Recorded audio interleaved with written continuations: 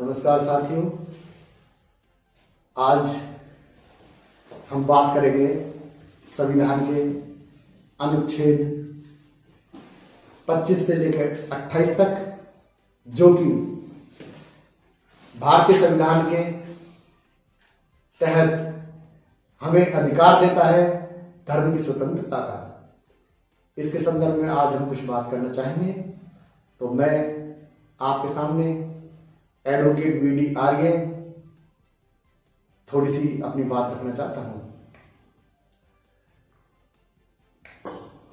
संविधान जो कि हमारा भारतीय संविधान है, वो हमें धर्म की स्वतंत्रता के बारे में कुछ अधिकार देता है। उसमें कुछ प्रदत्त शक्तियां हैं।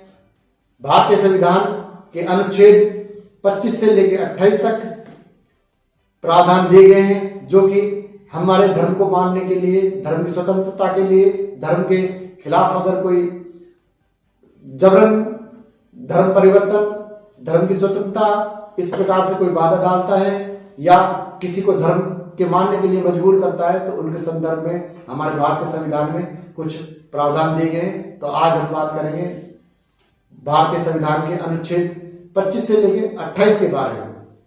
तो साथियों, आज मैं ये कहना चाहता हूं कि अगर आज आप अपने धर्म को खुलकर मान पा रहे हैं, पूजा पाठ कर पा रहे हैं, अपनी आस्था व्यक्त कर पा रहे हैं, तो यह है किसी की मेहरबानी नहीं है, बल्कि यह आपके हमारे संविधान ने अधिकार दिए हैं उनके तहत है। लेकिन क्या हम सच में यह जानते हैं कि अधिकार कहां से आता है? अधिकार आखिर आता कहां से है? ये अधिकार हमें भारतीय संविधान ने दिए हैं, जो कि भारतीय संविधान के तहत अनुच्छेद 25 से लेकर 28 तक दिए गए हैं। भारत एक धर्मनिरपेक्ष राष्ट्र है।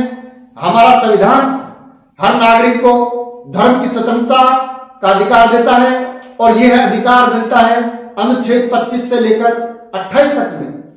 सबसे पहले बात करते हैं हम अनुच्छेद 25 की, तो यह है हर व्यक्ति को अपने धर्म को मानने का, उसका पालन करने का और उसका प्रचार प्रसार करने की स्वतंत्रता देता है।